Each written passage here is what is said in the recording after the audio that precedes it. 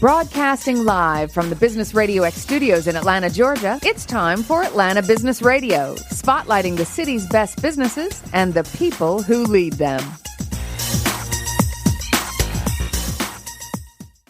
Welcome to this very special edition of Atlanta Business Radio. It is time for ATDC Radio. Stone Payton here with you. And first up today, please join me in welcoming to the broadcast CTO with Solar Inventions, Mr.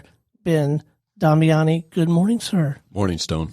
Well, it is a delight to have you. We got a chance to visit a little bit before we came on air, but I think it would be helpful if you share with our listeners just a little overview, mission, purpose. What are you guys out there trying to do for folks at Solar Inventions?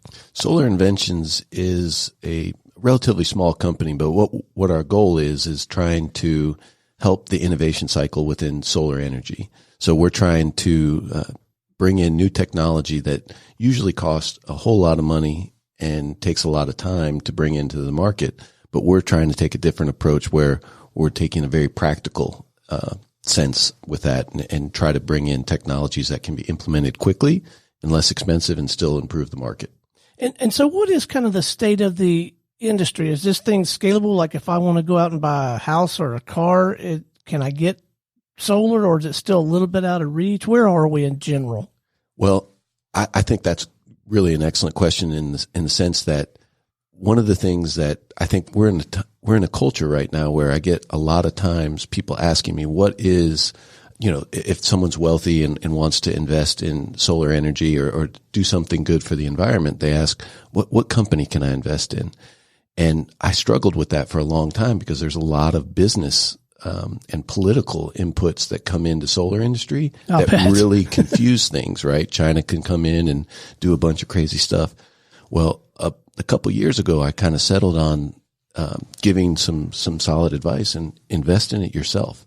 The best investment that I can recommend in solar is put it on your house, because if you look at your power bill, then it's done nothing but go up for the past 100 years. Well, that I can validate. I don't know. Everything I know about solar, you can stick in your eye and still see out, but that I can validate. Exactly. So now you can put a stake in the ground and say, all right, I'm going to fix my price today. And solar has actually become the one of the least, if not the least expensive form of power generation. So, when you put that on your home, you still have to pay some fees to coordinate with Georgia Power or wherever you live.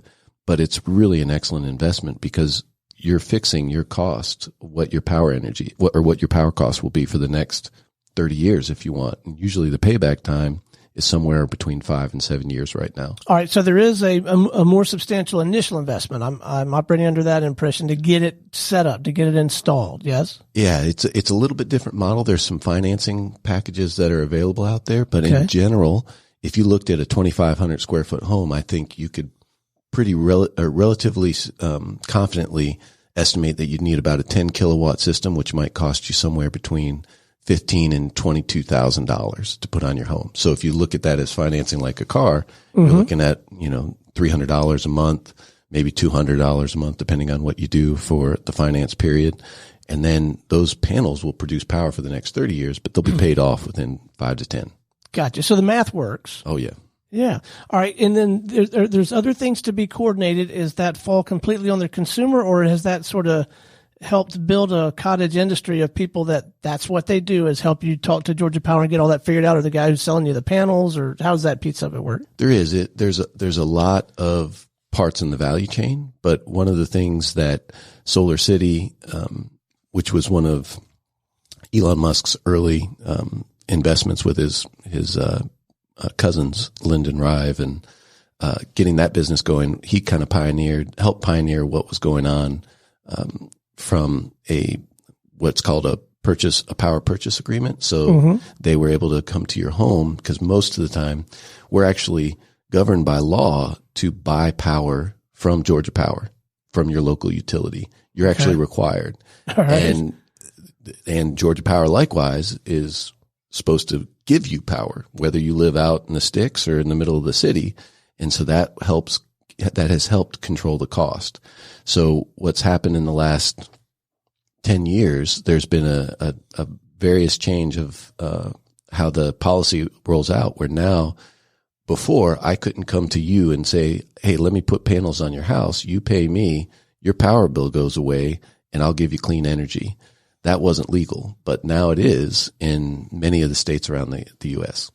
All right, and so where does Solar Inventions fit into this equation? What Solar Inventions does, we kind of are the Intel inside at this point. So what we want to do is bring some really intelligent solutions out there and evolve the industry. And we want to do everything from help innovations from,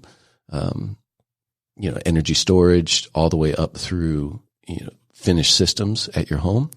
At this stage, what we've done is I came with a lot of background knowledge on the semiconductor and making the solar cell within the solar panels. Because most of the solar panels out there, if you're driving on the road or looking at someone's house, you can see these little panels put up on light poles or on someone's house, and they're about the size of a door, and they have 6-inch squares inside of that panel covered by glass, and there's about 66-inch squares, typically what you would see. And so what we do is we help make that produce a little bit more power. We help that solar panel operate more safely or in a safer manner, where it doesn't have some of the challenges with hotspots. There was which are times where the solar panel can cause some heat dissipation to go into a specific area of the solar panel under non-optimal conditions. Sorry to get technical there. But no, this is what happens when you disrupt an entire ecosystem. You come up with something new. It's got promise. Look, it's not always a bed of roses, and we got to have smart people, dedicated people, passionate people about that disruptive technology, and they got to be working on problems like this. And that's what Solar Inventions does. You guys you're out kind of in the forefront of that, it sounds like. That's right. And so what we focus on at Solar Inventions is, right now, globally, you look at solar energy accounts for maybe a little over 2% of the total energy that we produce. What that means from a statistical perspective is that's billions of solar panels, because you're talking there's terawatts of power that we use every year. Mm-hmm. So it's a huge, huge number. And the technology that we have really progressed in our first product technology is it's applicable for over 90% of the industry. So we can drop it in regardless of what technology is being used. We can put our technology on top of a typical module maker, increase their performance by around 1%. So you get more power, and then increase safety and more reliable performance as well. Well, you must enjoy that, the fact that you can sort of be, from my world, I would say platform agnostic, but maybe it's technology agnostic or whatever that word, but you don't have to worry about that. So your conversations day to day are not with the end user consumer so much, except maybe from a research and customer discovery standpoint, but your day to day is you're talking with people who are manufacturing these panels and collaborating with them to bring a better product to the marketplace? That's right. So we mainly at this point have dealt with people on the manufacturing side, so making the solar panels. So there's 2 companies here in the U.S. that we partner with. One is a very high technology company, and the other one is just the largest independent solar producer in the U.S. And we use that to deliver our finished products and do some pilot testing. But then we also go back to the manufacturers, which unfortunately now are all outside of the U.S. Is that right? Part of the initial, this whole round of trade and tariff laws. Oh, that's really had an impact. Oh, yeah. And it started in 2012. If you think back, originally the tariffs that were being put out were for steel and solar. And that was in 2012 because China at that time was dumping a lot of energy or a lot of solar panels and really dropping the cost on steel. And so there were tariffs that were put on anywhere from 10% all the way up to 250% for solar. Oh, wow. And for steel, I think it was like 10 to 25% on what it went. So I was a little bit relieved in 2016 when the whole world, all industries were impacted by the tariff, because, right. We definitely have to adjust some of our practices on how we do business. We want to make sure those go well. And I didn't want that focused on solar to, bring in any kind of negative association with it. Right. So, tell us about this American made solar prize. What's that all about? This was this was a really thrilling thing to be a part of. And I did my PhD at Georgia Tech, and I finished in 2004. So I went through a lot of programs where we had some government funded and research opportunities where businesses come in and give money to the university to do a specific amount of research. Plus, you can also get government money. Those typically will last 3 years. And for us in solar, what I was used to was somewhere between $3 and $5 million over a 3-year period to produce certain outcomes. Mm-hmm. Well, this American-made Solar Prize was directed at trying to help small businesses. And what happens quite frequently within a university or a research world is you can come up with a great idea, but it'll never make it into a business, because how do you connect the idea all the way through commercialization? And it's like the valley of death, they call it, with a lot of this entrepreneurial cycles. Yeah. So this American-made Solar Prize was geared to totally go after that part. And so what was different about it, what I was used to and normally was applying for money, telling what I was going to do for the whole 3 years to get that money and why it was worth it. Whereas this American-made Solar Prize said, what have you done? Show me what you've done. And we're going to have your peer group plus a panel of experts review that. We'll select the top 20 people. There's going to be 3 rounds. Each round will give away $1 million. So in the first round, they gave away $1 million. And that was split among 20 teams. So each team got $50,000. And that was a prize based on what they had accomplished for their business and what the applicability was for commercialization. So it was money that was able to go where you needed it to go as a business. Yeah. And that was a really different experience. And the amount of time that we had to put into it was not overwhelming, so that it didn't totally obscure our business activities.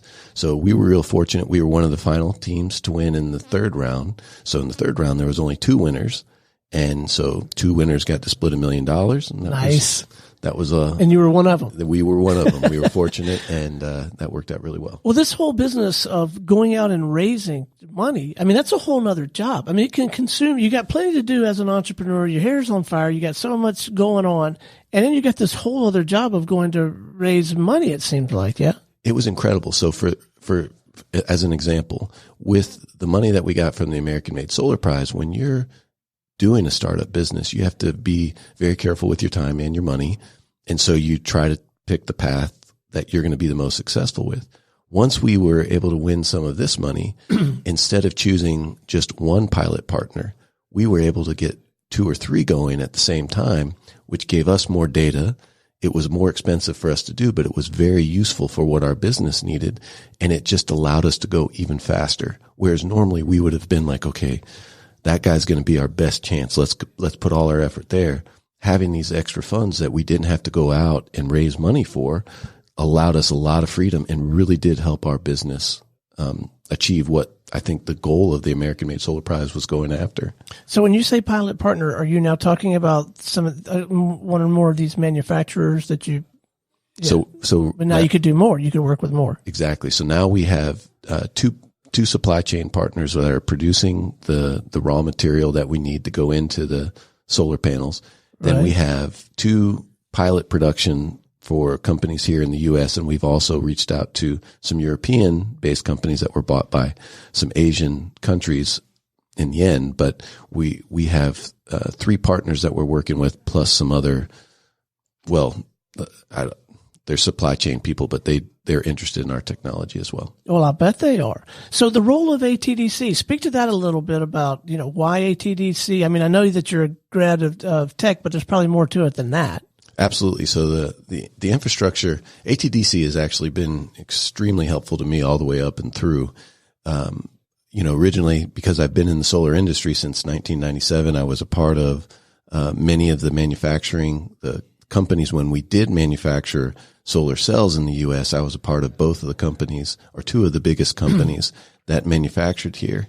And then with all the dynamics and changes that happened in the industry with China coming in and a lot of instability and how it came through, it wasn't really a venture capital type business to do solar manufacturing. There was a lot of just turmoil. And so ultimately I ended up going and trying to start my own manufacturing company. And in that effort, with communication through ATDC, I ended up meeting my current partners. And from a business perspective, I don't know if we were talking about this beforehand, but there was, the technology that we've developed in this first round is applicable to over 90% of the industry. And one of the other technologies that I've always been interested in doing, it's much more challenging technology wise. So I've got to do a lot more science with it. And that was the one that I thought was the most appropriate for me to go after. But once the business guys who I met through the ATDC got to look at the different technologies that are doing, I said, no, you need to focus on this one that hits 90%. Might not be as sexy, but it's where we want to be business wise. And it just made a whole lot of sense. So they've been fantastic all the way through. Well, and you deserve the credit for being coachable, open, willing to pivot when you get, meaningful data like that in from experienced people that have an eye for that kind of thing, because I suspect one of the many advantages of being involved with ATDC is this, I think I've heard somebody characterize it as these collisions, right? When you're in this ecosystem, just right now while you and I are talking, like through the glass, there's stuff happening. There's a lot of IQ points walking these carpets and good people with good ideas, and they kind of meet and mash up, don't they? Absolutely. And, so my business partners are Bill Nussey and Greg Freistadt, and they are just very well respected in the business community. And like you were saying, here at ATDC, you run into other people that are just the highest caliber and have great experiences and can really share some deep perspectives on what goes on in their business and help you out. So that's been a lot of fun. So this American-made solar prize, where did the money come from? Are there just a group of really nice people? Or is it some people that, hey, look, there's a way to help some people and make some money with this thing. Let's go over here and build this thing and see if we can't get some stuff jump-started. Yeah, I think it's really geared at our, the business environment has evolved, especially in the last, 150, however many years you want to go back. But originally what you had is big companies or what we might be used to from growing up is Bell Labs or, right. GE or IBM or somebody having a really large research place. And then the technologies evolved out of that. But that got slow and challenging. And so a lot of the research is done at the university phase.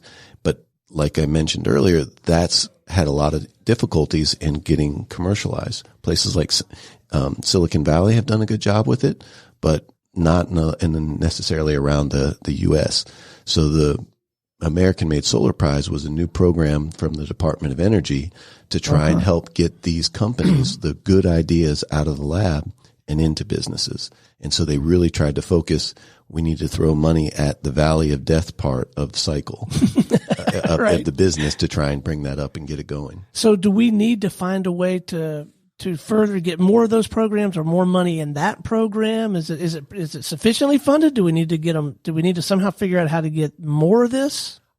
I mean, I'm partial at this point, obviously. You're biased, I'm sure, but I'll ask anyway, yeah. But, I looked at it, as a scientist from a perspective of, I mentioned the story about doing research at the university, and you lay out 3 years worth of research and you get $3 to $5 million.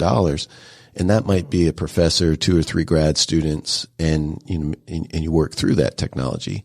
With this, for the same $3 million, there were 20 companies that did something within 1 year and were judged on it. So these were three-month intervals that you had to reach your milestones or put out what your accomplishments were. And this put the technology directly into business. This rewarded your achievements by developing up pilot partners, achieving certain prototype goals. And it really seemed to be something that was very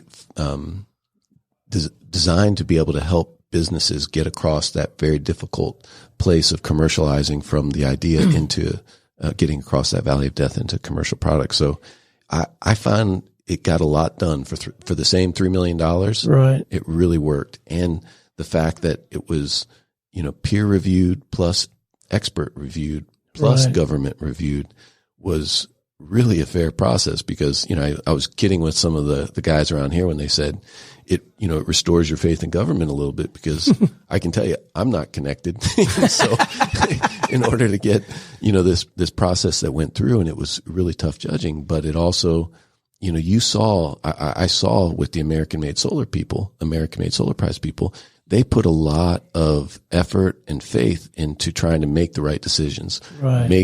have the right questions so that they could pick out the winning teams that were going to do the most with the money and have the biggest impact on the solar industry. So I thought it was fantastic. And, the next round for it, this is open to anybody. You don't have to have a company, but December 10th is the third round. You got to submit like a 90-second video and what your idea is, but it's open to the entire world, or to the entire U.S., not the world. Right. So as you sit here today, what's next for you? Where are your priorities and where's your energy and focus in the coming months? So we have this, our first technology is called C3, the configurable current cell.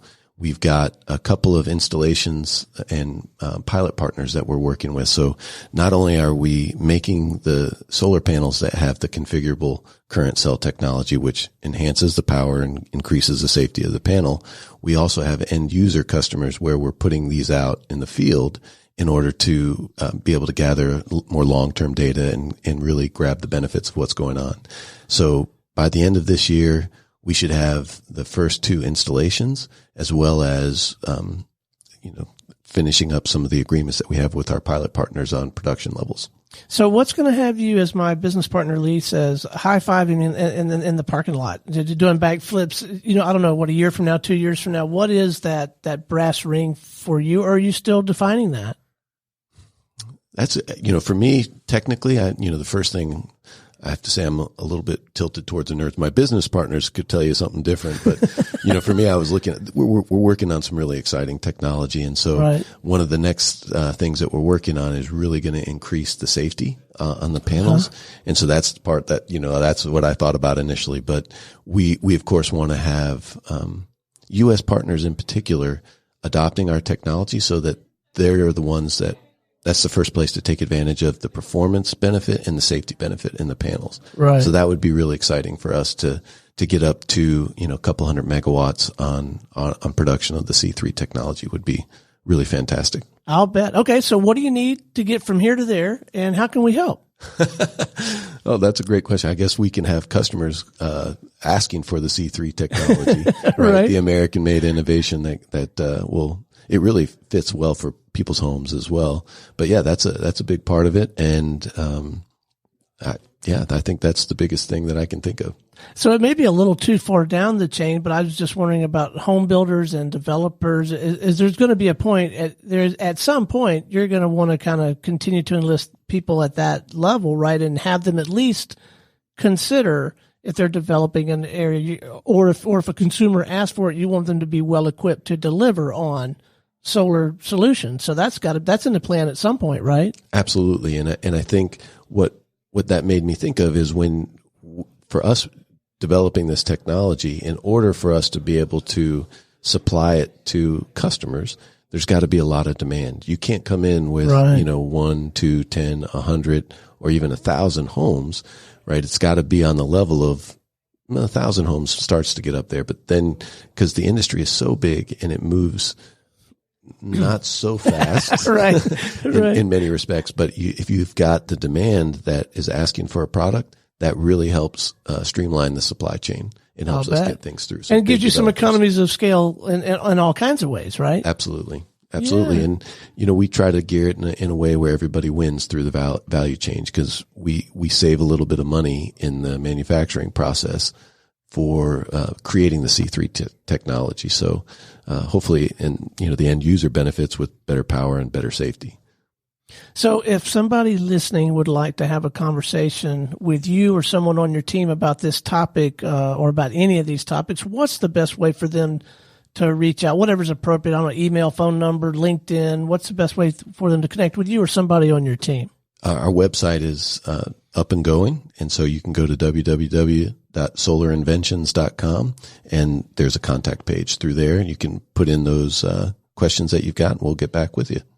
Well, thank you so much for coming to visit this morning, and keep up the good work, man. This is an exciting time for you, but I think it's an exciting time for all of us because I feel like we're almost at the precipice of this being very practical for all of us. And there's all kinds of reasons that we ought to seriously be exploring this, aren't there? Absolutely. It's one of the things that I've found myself saying a lot in the last couple of years is, and I actually heard this from a politician a few years ago, that we didn't leave the Stone Age because we ran out of stone. Right? There was a better technology that came along, right? Iron was just better. And so I think, we've got, solar is definitely going to be part of the energy production in the future, and it has some advantages. And I think there'll be a lot of uses for it going forward. That's a great quote. I'm going to credit you for that for a while. And then at some point I'm going to start saying, like I always say, then it'll become a Stone quote, right?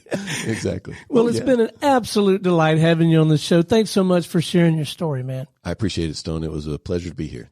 All right. This is Stone Payton for our guest today, Ben Damiani, and everyone here at the Business Radio X family saying we'll see you next time on ATDC Radio.